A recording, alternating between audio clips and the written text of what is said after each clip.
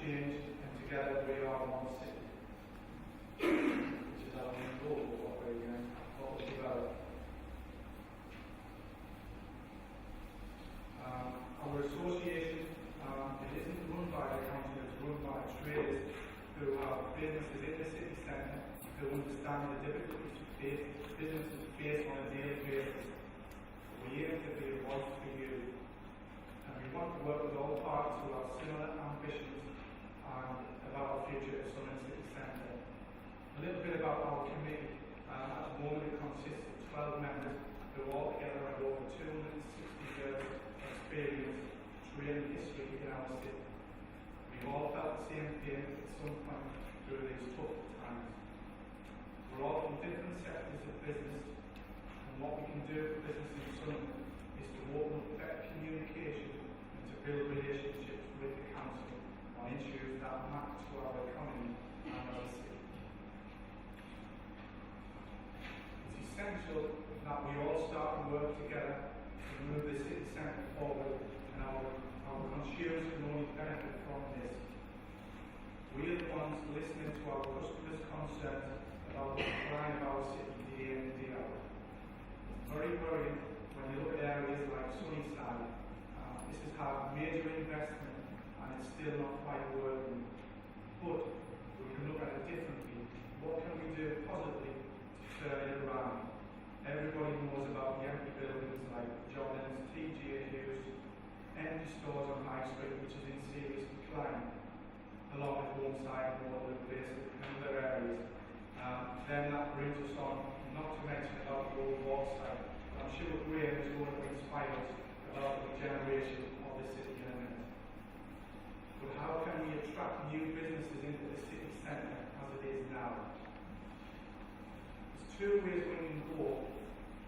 The first way is we can all just sit back and have a good old moan and let statistics of 1 in every 4 shops get worse, and that would secure us with the brand name of the Shutter City. Eventually it will get worse and it will be too late to do anything about it. Or the option 2 is that we can work together as a business community with the Sunderland City Council and come up with positive solutions. We'll have other concerns from customers and traders, as mentioned when we've been going around businesses. The first one, which will be traffic wardens. They don't help retailers need for zones for collections or drop-offs. The evening sector includes restaurants whose customers can't park close for fear of getting a ticket. Nor when people decide to eat and drink in Newcastle and Durham, where parking doesn't seem to be much of an issue. But on the positive side, why can we not all get together and look at simple schemes to encourage a friendly, pleasant city nightlife? Get back to basic communication with each other and come up with solutions to solve this issue. Like Newcastle have with the development of NE1. However, we all need to understand this takes time and it needs commitment from all city centre business and stakeholders. Then the other serious issue which everyone seems to be bringing up is the parking and that of it. Especially, I hear this in my business every day, the customers who want to live in Sunderland. Why shouldn't be a shop in Newcastle or Metro Centre where there is easier access? Not only for parking, but for public transport. Apparently it takes 1.5 hours on the bus to get to Sunderland from Peter Lane. How mad is this? To succeed in our city, we need to encourage regional customers to spend their money in our city. In my opinion, we need to listen to customers and traders of the city. If we don't, customers will stop shopping here and they will shop elsewhere, and traders will open businesses elsewhere. If we can think together, get together and send a message to everyone, we are one city. We need to be more positive with that. What we need as a traders group is for Sunderland City Centre business to come and support our events, which will be quarterly. We need to get involved, we need to gather comments and concerns and ideas, and we will act on them as an association. Then we can pass them on to the relevant people at the council who can potentially make things happen. We do need to realise sometimes it won't happen quickly, and we need to respect that. things do take time. The events that we're hoping to put forward to you will give you the chance to meet other fellow businesses. We'll hopefully have workshops and more inspirational talks, like the one we're going to get on later this evening from Paul Callahan, who's from the Labour Group. Again, this comes down to respectful communication and being more open with each other. Let's grab the city by the scruff of the neck and move it forward together. I know what I'm prepared to do with my city. I want to succeed here, and I want to have a third generation business here within our city, which we love. The one major thing Southern City traders have in common is passion, and you can't buy that. As part of Wear1City, we can have a great influence on what happens and who shops in our one city centre. So let's stand up and be candid. Again, this is why building up communication with the council is vital to getting the city ticking again. But as a trades group, we don't have to stop there. We don't have to be at Southern City Council all of the time. There's other relationships that we need to build up around. For instance, like football clubs. Why not tap into the university for expert opinions about business? It's land securities, in the bridges. With their retail knowledge and know-how, why shouldn't we be able to access them as a group of city traders and embrace them? You look at the Empire as well, they're attracting great shows. The biggest theatre outside of London, all of the West End shows want to come, so we should be able to tap into that as well as another avenue for information. Again, back to basics, sharing knowledge and experiences together. They're all on our doorstep, and they're all massive positives in our city centre. What we've also done as a group, we've developed a new website, which is under the Wear1City banner, a new Facebook page and a Twitter page as well. All the businesses are welcome to leave comments and suggestions. I find this will be really encouraging when you start a business to have this support and a wealth of relevant experience at your fingertips. How exciting if you're a new startup in something you could dip into this facility with everyone with lots of experience. We will also post events that are happening in and around the city on the website. How many businesses in here know about events that's going to take place this year in the city? We all need to look at it. There's some great positivity coming up in the summer.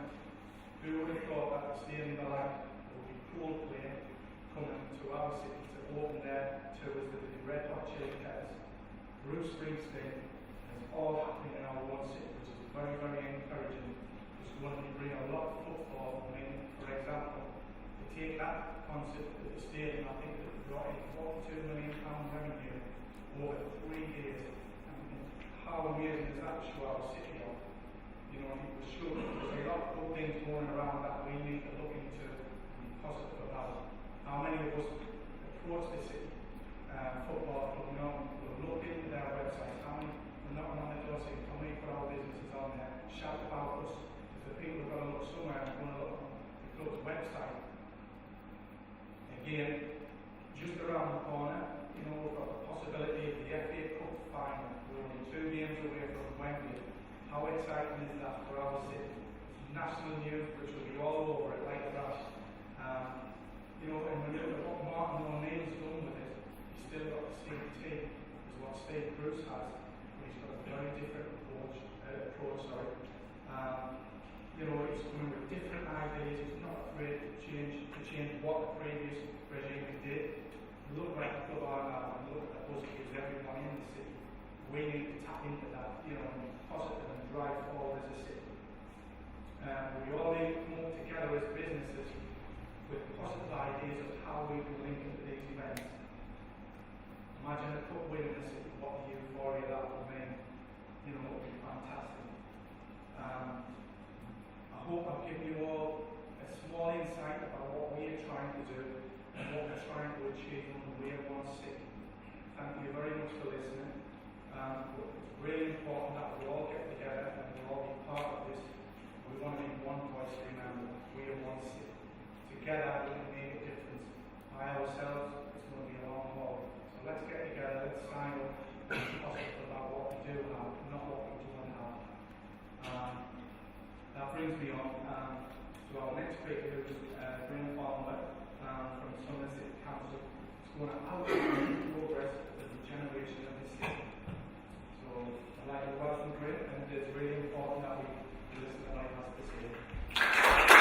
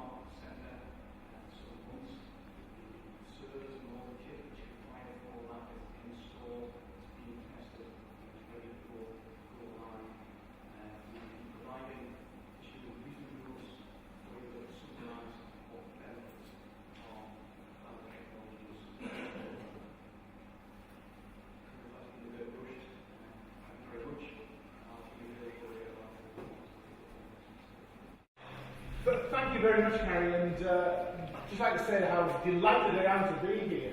Fantastic turnout. Well done to Harry and the committee and the sheriff for getting people here. And I'm only standing at the back, so I won't speak too long because it gets a bit heavy on the feet. But I must admit, I came and had a real flashback. This was where I did my A-level revision in 1970. A-level maths in the reference library in here. And I was just thinking, could I do the A-level maths now? Not a hope in hell. But that was where I did my swatting here, 9 till 4, going upstairs to the coffee room and lusting after the girls, but I won't talk about that. I'll also apologise a little bit if I sound a little bit hoarse. I haven't got over Saturday yet. There were 6,000 of us trying to outshout 30,000 Evertonians, and I think we just about did. It's funny, when we came away from St James's, or whatever Ashley calls it these days, a 1-1 seemed like a defeat. When we came away from Goodison on Saturday, 1-1 seemed like a victory, and I'm really looking forward to getting them back here and going to Wembley yet again, this time with the cup in mind. I felt part of the football crowd there on Saturday. When you go to a match like that, a away match, 6,000 people, all from Sunderland or from the Sunderland family, you really start to get that feeling of belonging, of community. But that's just about football. And for many people, football is important, but for others it's not. And I think that being part of a city, being part of a community is wider than that. About a month ago, I had the real honour and privilege to be in Washington. Not the galleries, not just on the shopping centre, Washington DC, where we had a party of us across to re-sign the friendship agreement, the twinning agreement with Washington DC. Now, I don't know how much coverage it got over here, but it was a big thing over there in Washington. Here we were, a city who first signed the agreement in 2006, and we were back again. They had a new mayor, we had a new chief exec, and we were signing it and showing that friendship and the benefits that come from that friendship were helping both cities. And what struck me this time, first time we crossed, we were the ones who were asking. We went across to DC and we said, hello, we your heritage. George Washington's ancestors came from our city. Wouldn't it be nice for you to twin with us? And this sort of went, oh yeah, maybe, yeah. And we signed the agreement, and we all shook hands, and then we started to get to work. And I've been back a couple of times since then, but this time, I think the mood had changed dramatically. Here we have the capital of the Western world, Washington DC, the capital of the Western world, which only has twinning arrangements with capitals. They're twinned with Beijing. And yet here they were, twinned with Sunderland. And not because of the heritage.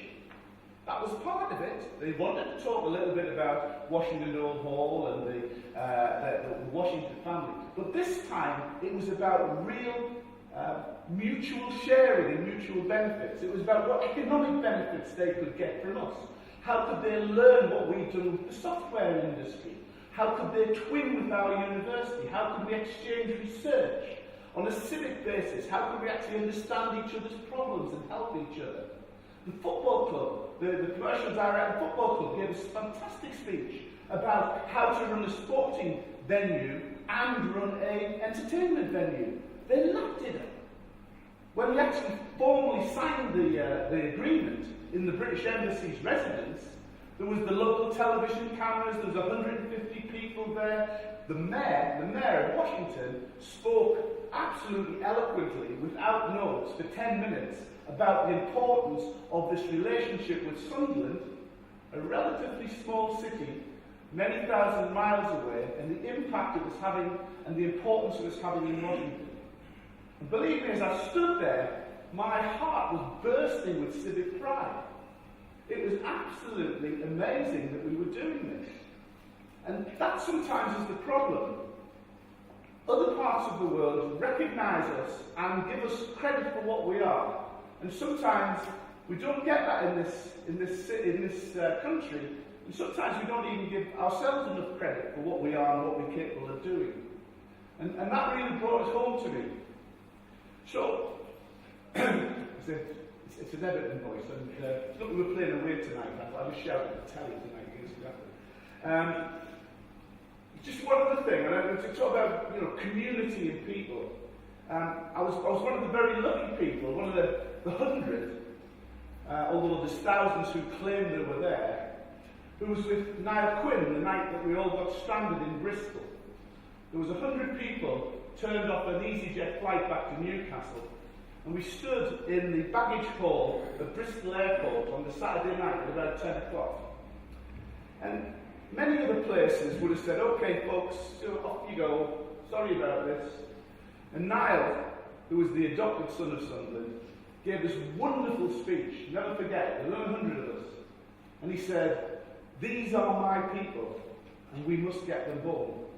And we put all our money together, 8,000 quid, but 8,000 pounds together, cash cards into the machines. And we paid for taxis to bring 100 people from Bristol to Sunderland. Why? Because these were our people, and we had to get them home. And that's what Sunderland's about. It's actually about community, it's actually about support, it's about believing in each other and helping each other in difficult times as well as in good times. I travel a lot through the world. I go a lot on business, I go to London a lot, and inevitably what I get asked, as soon as they hear my accent, and happened last week actually, somebody says, oh, I love your accent. Are you from Newcastle? Are you a Geordie? And of course, I say, well, no, I'm from Sunderland, and I'm a Mackem. And they say, well, what's a Mackem? How can you explain what a Mackem is? And many of us now proudly carry that sort of Mackem badge. So what I did was, I went onto the internet to actually get the definitive definition of what a Mackem is. And if you don't mind, so I don't make a mistake, I'll read it. I printed it off. It says, Mackem, noun, British, colloquial, origin English, regional, brackets northeast. Used to describe a native or inhabitant of Sunderland or Wearside, or a supporter of Sunderland FC. The word itself derives from Latin and Norse. In ancient times, a Mackem, or a Machem, was a demigod worshipped by ancient civilizations as the epitome of wit and sexual prowess. In early times, the Romans and the Vikings colonized the area around the River Wear in the hope of developing a race of supermen to help them in their ambitions to conquer the world. The word Mackem literally means an astonishingly, incredibly intelligent, funny and attractive angel on a temporary visit from Valhalla. So that's what it says on the internet, and who am I to argue with that? But I'm proud to be a Mackem. It's actually about making things. It's not about doing things, sitting back and doing things. It's about making things. And we make things, and tonight, what you're doing is, you're making things happen. And I think that's so, so important. In Sunderland, we've got a phenomenal history and heritage. Some of us don't actually know about it. We did a book quite recently for kids, for 11-year-olds, 12-year-olds, to get them to understand what standing in this place, within 200 yards of here, there's a stone on the outside of this building. This building was, the foundation stone for this was laid by Ulysses S. Grant, the American president, laid that in 1877. On the hill just beside the Civic Centre, there's a statue of Jack Crawford. Jack Crawford, who was he? At one point, he was the most famous man in Britain. In 1797, he was on a ship. He'd been forced to join a ship, pressed into service, and he was at the ship. There was a big naval battle between the British and the Dutch. It was actually the final battle of Dutch naval superiority. We win. But he was on the flagship, and the Dutch cannonball went through the main mast, and it blew the flag down. And throughout the fleet, everybody felt that the battle might be lost. So Jack, 23-year-old from Sunderland, grabbed the flag, climbed the mast, despite all of the fire, and nailed his colours to the mast. He nailed his colours to the mast. It's a phrase that's now used throughout the world. It was first coined because Jack Crawford, from Sunderland, nailed his colours to the mast, rallied the troops, said that this is what he believed in, showed that he could actually lead people by his actions. And that's so important. Some of the saddest things ever happened to our city are within 100 yards from here. In 1883, in Victoria Hall, which is just at the other side of the Winter Gardens, there was an afternoon performance, an afternoon matinee for kids. And the attraction was that they would give them free sweets and toys. And at the end of the performance, they offered the free sweets and toys on the stage. And the kids from the upstairs all ran down the stairs to try and get the free sweets and toys. And they stumbled. And they'd locked the doors outside. And 183 children were killed that afternoon. 183 children were killed that afternoon. This was an international disaster. Queen Victoria contributed to the disaster fund. It actually changed the way that we run public buildings. It's why we have push bars, so they actually get out. So sad things have happened here, as well as great things have happened here. But we are a city with tremendous history and heritage. We already heard about the World Heritage Centre. It was interesting, I was watching a TV programme about Britain being God's chosen people. I don't know if you saw it, was on the TV. It was last night or the night before. And the whole idea about the English being unique came from Bede, a 7-year-old boy who was taken into a monastery at Mount Weymouth and in Jarrow, and never hardly ever left the monastery, but became the most learned man in Christendom, here in our city, a man who changed history. It has been hundreds of years that we've been able to do things here, and sometimes we forget about that. It's very important that we get our kids to understand that, because the more they can understand about us and our city and the sort of people that we are, the more that they will want to stay and help this city grow. Not just about history and heritage, that's important, but I've lived in this city off and on. I've lived abroad, I've lived all sorts of places, but I was born in this city, and it's very, very special to me. And I look back at the last 15 or 20 years, and we've had some huge successes. We've already heard that at the end of the 1980s, we lost our two main industries, shipbuilding and coal mining. And we were known throughout the world, the greatest shipbuilding town in the world. 1/4 of all British ships were built on this river. And it all went, almost in the blink of an eye. And yet, in that 25 years, we've created a new industry, an automotive industry. I don't know if you know the significance of Nissan. We see it in the paper, we read about it. But when you look at the hard numbers, last year Nissan produced nearly 500,000 cars. 480,000 cars came out of that plant. No other car plant in Britain got anywhere near it. BMW, 250,000. Toyota, 250,000. All Ford, 250,000. All nearly half as big. And that was from scratch. And that's because of the people who work there, the people and their commitment and their productivity and their willingness to succeed. It's got great management, it's had great investment, but it's actually down to the people. If you ask the guy who runs it, Trevor Mann, why have you been such a success? He says, people. People of Sunderland, the people of Wearside, the people of the North East, who work in that car plant and have created the most productive car plant in Europe, perhaps in the world. It's something we should be immensely proud of, because that's actually changed the whole face of Sunderland. Mentioned all of the university. I'm very proud that I'm chairman of the university. It's a great university. We now have 20,000 students at the university. 20,000. Not just in this city, although we've got about 13 or 14,000 in this city. and the majority of those are from the northeast.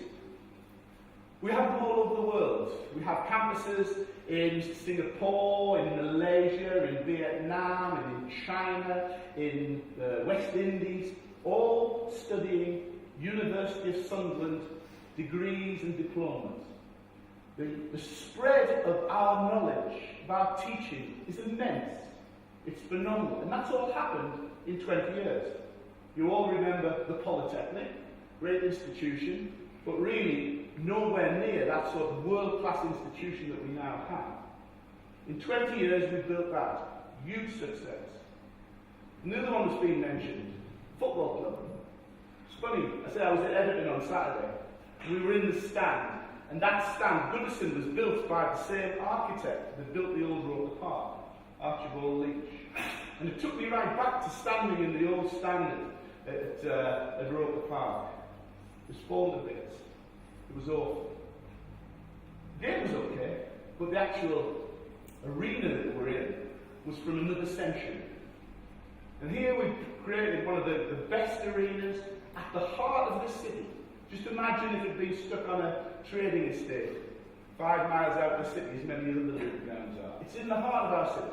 And what we've then done is we've built on that success to create an entertainment complex attracting the best in the world. We're in Washington, D.C., and we're saying, and we've got Bruce Springsteen coming. You've got Bruce Springsteen coming? Of course we've got Bruce Springsteen coming.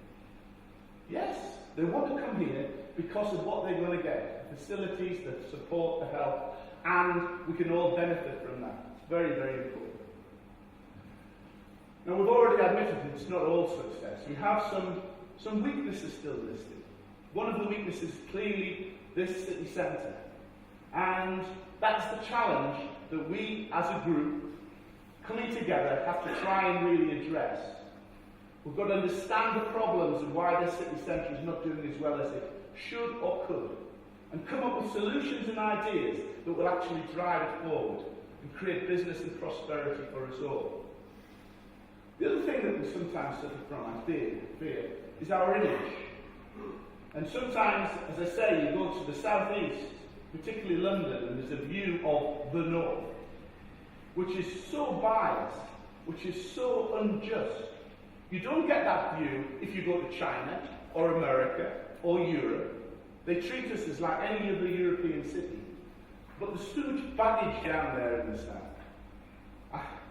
On Saturday morning, I was watching BBC Breakfast TV in Liverpool, and they were discussing what's going to be in tomorrow's budget. And they started talking about Osborne's proposal to introduce regional pay. So, if you saw the programme, the BBC chose to use as an example a teacher in Sunderland and a teacher in Surrey. That was the example they used. Is it right for a teacher in Sunderland to be paid less than a teacher in Surrey? And they got Vince Cable on, and Vince Cable said, well, yes, probably it is. I think most right-thinking people would say that that was right. And you think, most right-thinking people who are MPs for a constituency in Surrey might think it's right. But it's clearly not right. We all pay the same gas bills, we all pay the same electricity bills, we're all going to be paying the same rates of tax, we're all going to have the same problems, so why penalise us? What's this government got against us? This is not a political issue. We're all from different parties here. But the one thing is, we're all Northerners, we're all here from Sunderland. And I fear that what we had 2 years ago, and I'm a Democrat and I believe in elections, but I believe we had an election and the North lost. And that means we've got to fight harder because the money won't come here, we've got to create the wealth ourselves. And they may give us scraps, but it's actually up to us to be determined and resolute and actually come up with the ideas that will actually change this city. I'm just going to finish off by talking about the whole thing of your voice. Here you are today, coming together as the voice of business and the voice of traders in this city. And it is so important that you speak collectively. You can all write a letter to the Echo, you can all sit in the pub on a Saturday night and moan that things are not happening. But when you come together as a single voice, through people who are articulate, people who are intelligent, people who have vision, people who will lead. This is so important, because collectively we can do so much more than we can individually. Let's work together as a city, as people who believe in this city, to actually change it. Just let your voice be heard. Not in a whinge, but constructively, with ideas. Talk about how you think this city could be made better to help your business. Because if your business succeeds, my business succeeds, and everybody will succeed. One of the great things about being from Sunderland, I go to a lot of business dinners, and you go to the Sunderland business dinners, and everybody is delighted with other people's success. They may not win themselves, but they're actually really pleased that somebody from Sunderland is doing really well. You go to Newcastle, and they'll say, well, I actually won that, not that. Here, we actually enjoy success of us all. It's a shared success. I was just thinking as I came down here tonight. Sometimes somebody says, where do you come from? I say, well, I belong to Sunderland. I belong to Sunderland. And you might say the same thing. You belong to Sunderland. But look at it the other way. I belong to Sunderland, but Sunderland belongs to me. Sunderland belongs to us. All of us here today. It is our city. It is our responsibility. We together can change that. I'm really delighted to be here tonight. Part of this project, I think it's going to be a real force for good, a positive force for this city. Get involved, let your voice be heard. Let's make this city great. Thank you very much indeed.